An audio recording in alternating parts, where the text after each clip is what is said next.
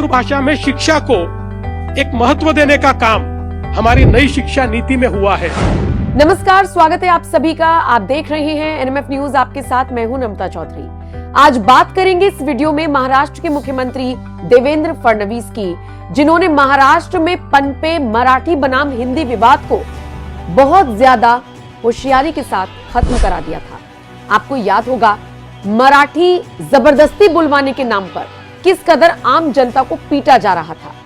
राज ठाकरे की पार्टी के कार्यकर्ताओं ने पूरे महाराष्ट्र में घूम घूम कर इस कदर बवाल काट दिया था कि वो हमने का नाम नहीं ले रहा था। लेकिन उसके बाद मराठी बनाम हिंदी विवाद को मुख्यमंत्री ने सुलझा लिया और अब महाराष्ट्र से इस तरह की घटनाएं नहीं आती।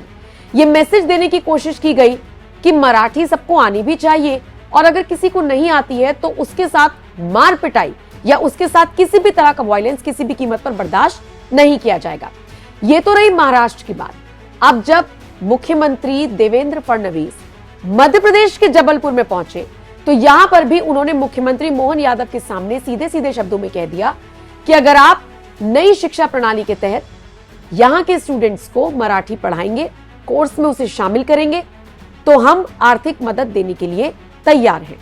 महाराष्ट्र के सीएम ने जबलपुर में साफ सीधे शब्दों में कह दिया कि मातृभाषा और इतिहास पर अब केवल गर्व करने से कुछ नहीं होगा, बल्कि आर्टिफिशियल इंटेलिजेंस जैसी तकनीकों के हिसाब से नई पीढ़ी को हमें तैयार करना होगा। नई राष्ट्रीय शिक्षा नीति में मेडिकल और इंजीनियरिंग शिक्षा भी मातृभाषा को सिखाए और उसमें भी मातृभाषा को रखने की प्राथमिकता देने पर जोर देते हुए नजर आए देवेंद्र फडणवीस। जबलपुर से बहुत पुराना संबंध है। मैं 98 में जब महापौर था तब भी जबलपुर आया था, तो एक पुराना संबंध है। और यहां पर मराठी लोग, मराठी संस्कृति, मराठी संस्कार सब जीवित है। लेकिन फिर भी मेरी अपेक्षा है कि महाराष्ट्र शिक्षण मंडल ने मराठी भाषा सीखने के लिए कोई ना कोई पहल करनी चाहिए। और अभी हमारे शिक्षा मंत्री जी ने भी जो नई शिक्षा नीति की बात की है, हमारे प्रधानमंत्री जी ने इस बात को समझकर ही जो स्थानीय भाषा है या मातृभाषा है, इसको बहुत ज्यादा महत्व दिया है।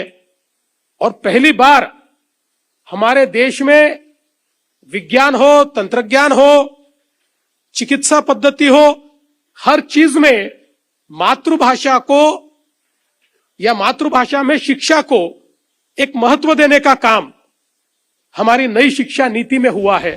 दरअसल महाराष्ट्र शिक्षण मंडल के शताब्दी समारोह में देवेंद्र फडणवीस ने घोषणा कर दी कि जबलपुर में मराठी भाषा सिखाने के लिए अगर कोई संस्था नया कोर्स शुरू करती है, कोई नया पाठ्यक्रम शुरू करती है, तो फिर हम उसे मदद देने के लिए तैयार हैं आर्थिक तौर पर। इसी के साथ पूरा सहयोग भी करेंगे। फडणवीस ने कहा, छत्रपति शिवाजी महाराज ने स्वराज्य के साथ स्वधर्म और स्वभाषा का नारा दिया था और उन्होंने पानीपत के युद्ध का उदाहरण दिया और कहा कि मराठों ने केवल अपने साम्राज्य के लिए नहीं बल्कि समूचे भारत की रक्षा के लिए लड़ाई लड़ी थी। इसीलिए मराठी व्यक्ति के भी सिर्फ अपने अपने राज्य के लिए या अपने अपने क्षेत्र के लिए विचार नहीं होते, वो भी पूरे देश के लिए सोचता है। और इसी कड़ी में देवेंद्र फडणवीस ने कहा कि कोई भी संस्था अगर मराठी पढ़ाती है, पाठ्यक्रम पढ़ाती है या कोई भी ये कह लीजिए मराठों का इतिहास पढ़ाती है, तो हम उस संस्था को आर्थिक मदद देंगे।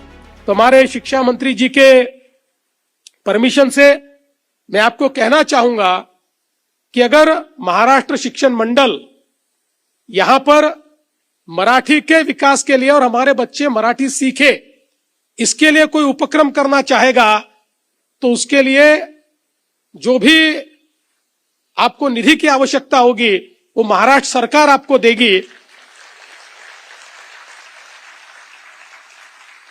और मेरा विश्वास है कि निश्चित रूप से हमारे शताब्दी के उपक्रमों में का एक उपक्रम इस दृष्टि से आप इसका विचार करेंगे, ऐसी मैं अपेक्षा व्यक्त करता हूं।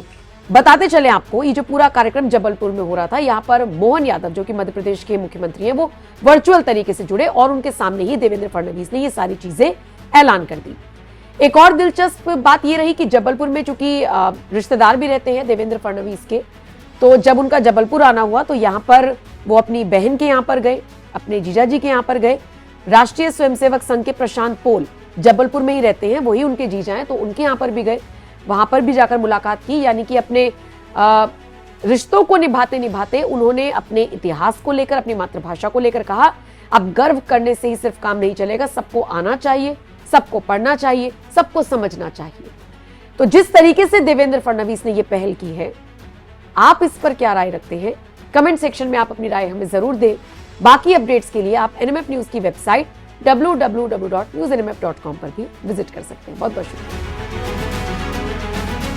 मातृभाषा में शिक्षा को एक महत्व देने का काम हमारी नई शिक्षा नीति में हुआ है।